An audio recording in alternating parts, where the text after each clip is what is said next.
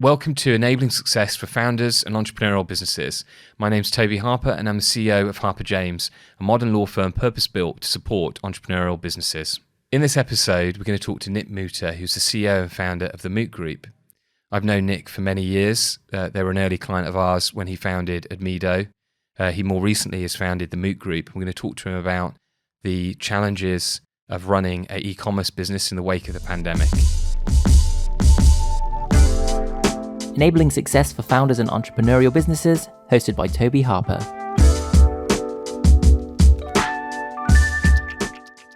Nick, welcome. Welcome. Thank you for participating in this. Pleasure. So, to get us started, could you tell us a bit about the Moot Group, what it does and your role? Yeah, so the Moot Group's a fairly new business, only been going a couple of years.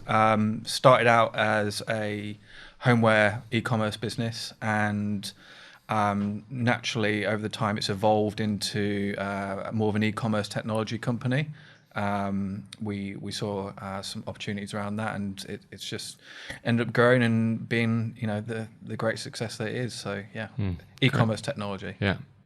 And so in the, despite everything, in the wake of the pandemic, some businesses have won big, right? And a lot of them have got to have been e-commerce businesses. Yeah. Can you tell us a bit about the sort of positive trends you're seeing in the e-commerce space, sort of post-COVID? So I think this is where there's lots of different views and all the rest of it. Many people say that COVID changed the way that people shopped, and it made them start shopping online. It didn't. It just accelerated a shift that was already happening. So people were already kind of started shopping online for higher value ticket items and stuff like that. 10 years ago, there was no way you'd buy a £500 item online without seeing or touching it, right? And the idea of buying a sofa or a sideboard or something like that from a site like Olivia's, it wouldn't have happened. So all that's happened is COVID accelerated that existing shift that was happening. I think it's going to be a really interesting 12 months. It certainly was great for growth and revenue and stuff like that. Everybody's experienced great growth. We can talk extensively about kind of what people thought that was like, how much of COVID contributed towards that growth and the revenue and everything else. But it just accelerated a shift that was already happening. And there's a big thing of kind of, did it just kind of kick the can down the road for a few companies? And I think that there's been an emergence of a lot of new businesses or a lot of new e-commerce businesses during COVID, because everybody's wanted to create, this work from home culture and sell from their bedroom and drop ship and all that type of thing. So we'll see how long that lasts. Yeah. And so, obviously, as you say, COVID has accelerated growth in e-commerce. What do you think? What do you see happening in sort of the next 12, 18, 24 months? Can you see things slowing down a little bit as people return back to sort of traditional means and methods of shopping, or is it really anybody's guess? I think we're going to see a lot of stabilization and things kind of getting back to a bit where they were before.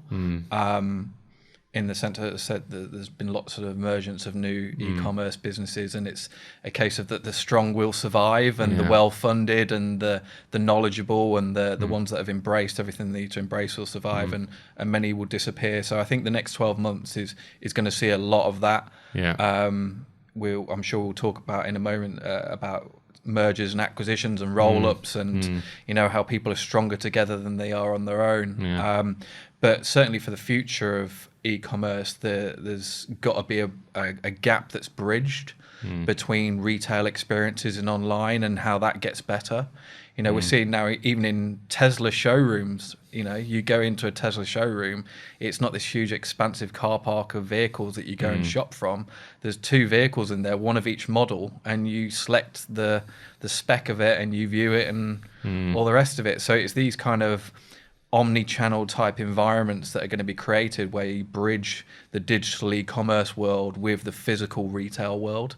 And whoever masters that, because I don't think anyone's really mastered that yet, and there's a lot of emergence of technology to happen. Whoever starts to master that is the ones that are really going to succeed. And I don't think that's in the next 12 months. I think that's kind of a 3-year play. Yeah.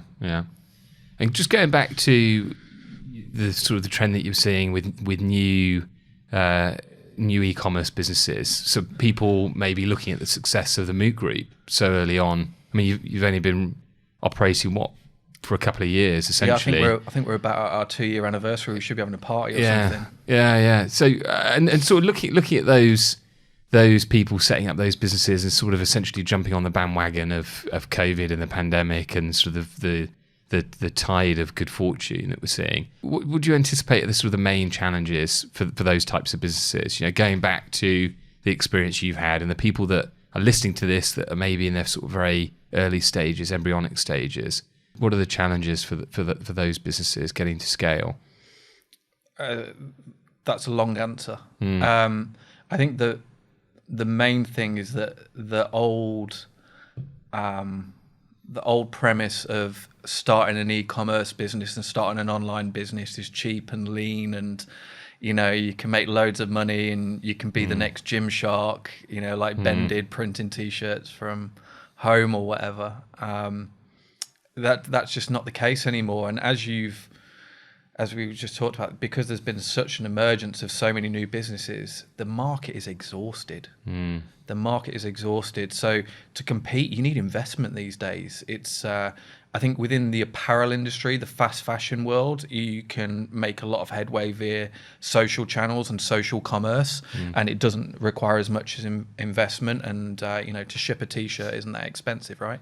But there's other industries away from that which is very expensive to scale. The barrier to entry for e-commerce is really low. You or I or anybody could go and have a product and say you're going to start selling microphones on Amazon or create your own Shopify store for £20 a month and buy some in from some dropship type business and go from that. So the barrier to entry is really low, but as you want to scale and as you look to scale, it starts to, and if you want to compete in this very competitive and exhaustive market where margins are getting thinner, we talked about COVID just, historically it was like $5,000 to bring in a container from China with goods. It's now 17,000 pounds. So the margins that it's taken out of the product is huge. So it's it gets thinner and thinner, and the cost to acquire customers gets more competitive. So you've got to look at all of these competitive natures. So everybody's competing for the same eyeballs in Google and all the rest of it. So because everybody's competing for the same eyeballs, the cost to acquire that customer gets higher. Your margins are getting thinner down here because of the cost of importing. So before you know it, there's no margin in it. So I think this is where a lot of people are going to disappear, as I said, and those are the challenges. To scale is expensive. To start, the barrier to entry is low and cheap. To scale is expensive. There are some kind of exceptions to that, maybe in fast fashion, but most fast fashion e-commerce businesses tend to be a flash in the pan, unless you're the boohoo guys and you've got huge amounts of capital behind you and all the rest of it. I mean, how do you compete with that? Yeah, definitely. You paint a pretty bleak picture for new incomers to the market, and obviously scale is important. And so, thinking specifically about the Moot Group, where are you on that journey? How, in terms of reaching that scale that makes it viable. We've been really fortunate in that. Yes, we've grown tremendously, and we've just won fastest growing homeware company in the UK for Olivia's, which has become the poster child for the group. And if at the start of launching that, if someone told me it'd have kind of been the business it is today within 2 years, I'd have snapped their hand off. But these black eyes aren't for nothing, right? It's hard, and it's taken a lot of investment. It's challenging, it's stressful, and we've brought to it decades of experience of growing other people's e-commerce businesses. And my background's marketing and advertising, and all I've ever done is grown other people's businesses and sales for them. So we're on a great journey, and we now have amazing partners and clients that we work with, and we just want to continue on that trajectory. We had the fear, as we talked about earlier with COVID, what was post-COVID world going to be like, and there's lots of seasonality in the homeware industry, which is typically our brands, but miraculously we've grown even out of COVID and continue to continue. So we've got big aspirations, big ambitions, and everything else, like everybody does, but we're really fortunate to have amazing people and a great team, superb shareholders and backers. So we've got big aspirations to continue doing more. And the big area for us is around the challenges that we came across as a business by the cost of technology, the cost of operations, the cost of logistics, the people and everything. How can we kind of take what we've built for our businesses and provide that to others so it's not as expensive, and we can enable them to scale and reduce that failure rate for others? So that's the big focus for us at the moment, and kind of we've built it so you don't have to. Yeah. And was that always part of the plan, or is that an opportunity that you've seen with the pandemic and brands looking to get into e-commerce that previously weren't? I'd love to say to you it was the plan, and it was it was a well orchestrated, kind of business plan and all the rest of it. But it wasn't. It was just a natural evolution that we were kind of we were saying, well, we need this piece of technology to do this. But that's not very good in the market. It's better if we just build our own, because our background was building technology. So we just built it ourselves. And then before we knew it, we had this all-encompassing stack of technology which could power a whole e-commerce business extremely cost efficiently.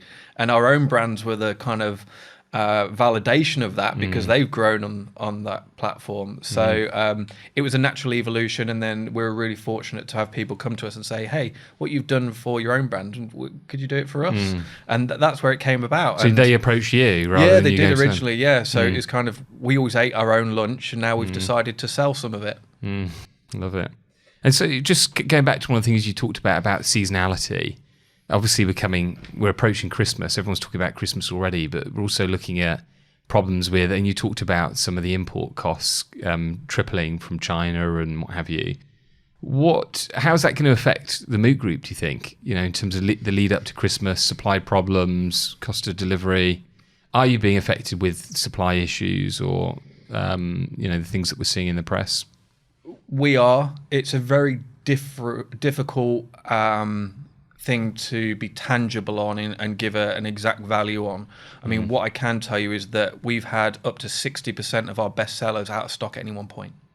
Right. So although we've experienced huge growth throughout COVID, and people attribute a lot of that growth to COVID, it's actually, if we were in normal times and we had access to the normal stock levels, what could we have done? So it's been mitigated by a lack of stock, and that's a problem that I think is going to continue for at least 12 months from what we're being told.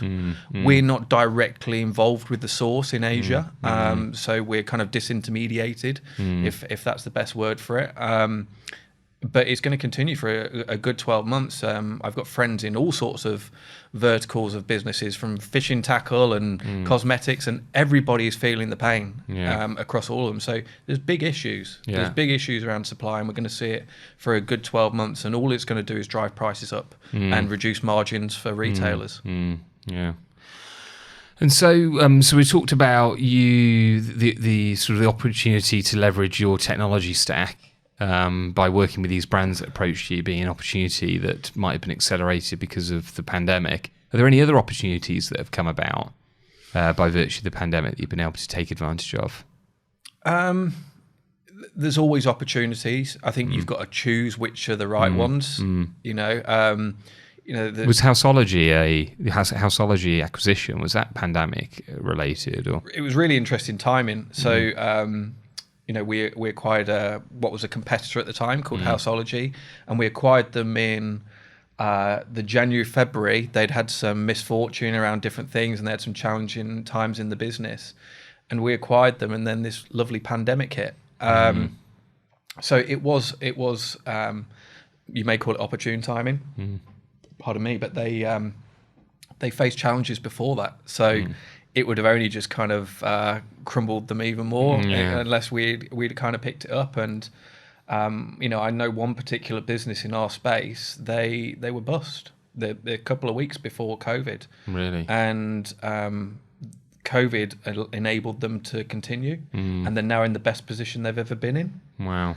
And I think that the government subsidies. I was going to say, was that the spike of sales, or was it all the government support? It's a bit of both, right? So people were at home we're talking about the homeware sector here. So people were at home and they were kind of doing it up and, modernizing the home because they're sitting around four walls thinking, I could do with a new mirror over there, But at the same time, the furlough scheme, the C-bills, it propped up a lot of businesses, saved a lot of businesses. It was a scheme that's been manipulated by many, and these loans have got to be paid back. I think this is when it's going to get interesting. Well, they're meant to be. Yeah, they're meant to be. So I think this is when it's going to get interesting, when people have to start paying them back. So if that answers your question, I don't know. You talked a little bit about a forward-looking trend that you can see with technology, interacting with traditional bricks and mortar retail.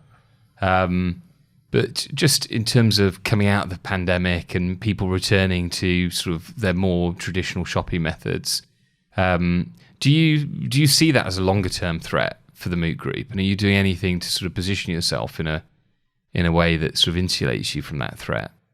Are you looking at, would you do some sort of combined e-commerce / bricks and mortar type offering, or? We had one opportunity which came about, which was a combination. We personally don't see the high street as a threat to what we're doing. We have a very different proposition, and that's what we're good at. And we're not retailers. We're a technology company at heart. We're not retailers. Although we have an amazing merchandising team, a great buying team, branding, all the rest of it. We don't see ourselves as retailers. So if you asked us to go and roll out 20 stores across the UK, I probably wouldn't know where to start. But we did have an opportunity to look at it, and I think the bit is that the high street needs to change. We spoke about it briefly the other day when I hear people say retail is dead. It really frustrates me, because retail isn't dead at all. I mean, go and walk down Oxford Street and tell me retail is dead. Innovation in retail is dead. And those that have innovated pre-COVID have stayed around. Next, superb example of that. Got Costa coffee in there, you grab a panini with your pushchair and your two kids whilst grabbing the school uniform or whatever it may be. And it's those people that have innovated and created those experiential type environments and are creating omni-channel solutions. Those are the ones that are going to continue, and those are the ones that are going to thrive. And I have little sympathy for those that have disappeared during COVID, to be honest, because it was only through a lack of innovation that they've disappeared. And, it's awful to see the high street, a lot of them closed down in these units and big brands that we saw go bump. But many of the time it's their own fault, because they never innovated and they're using the same methods as 10, 20 years ago. I mean, you want to buy a mobile phone, where are you going to go? You're going to go into Carphone Warehouse, or you're going to go into a lovely Apple store where you have a nice environment, you can play with the device, you can understand it, you can buy gadgets with it. Or you're going to go into Carphone Warehouse where someone's trying to sell you, a phone on awful interest in a bad suit, No, exactly. And I think it's a great example, because I'm not even sure Carphone Warehouse exists anymore, does it? They do, yeah. Do they? But that, and particularly with the homeware industry, and this is why we started Olivia's. There was a lack of option around the premium kind of sector, and there was a big shift to e-commerce for homeware. But I use the kind of the reminisce with the times when I was younger, and I used to go into homeware stores with my parents, the local Brian James store in Cannock, and it was this huge expansive showroom floor with just loads of product plonked on it, and with a big red for sale sign, saying buy now. And many stores are still doing that 25 years later, and they wonder why they're losing business to people like us who are being innovative and creating better solutions. So the high street isn't dead, retail isn't dead. We don't see it as a threat. We see it as complementary. Every horse has its stable, all those type of things.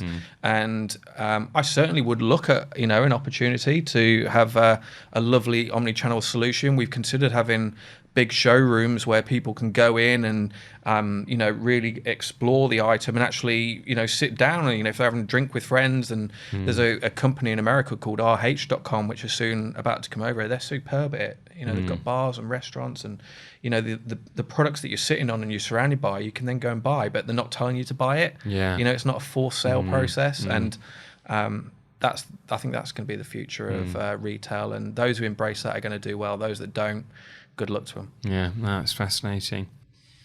Okay, great. So finally, what's the main thing you do, Nick, as the leader of your business that you think contributes the most to its success? Well, that's a good question, isn't it? I didn't know that one was coming. I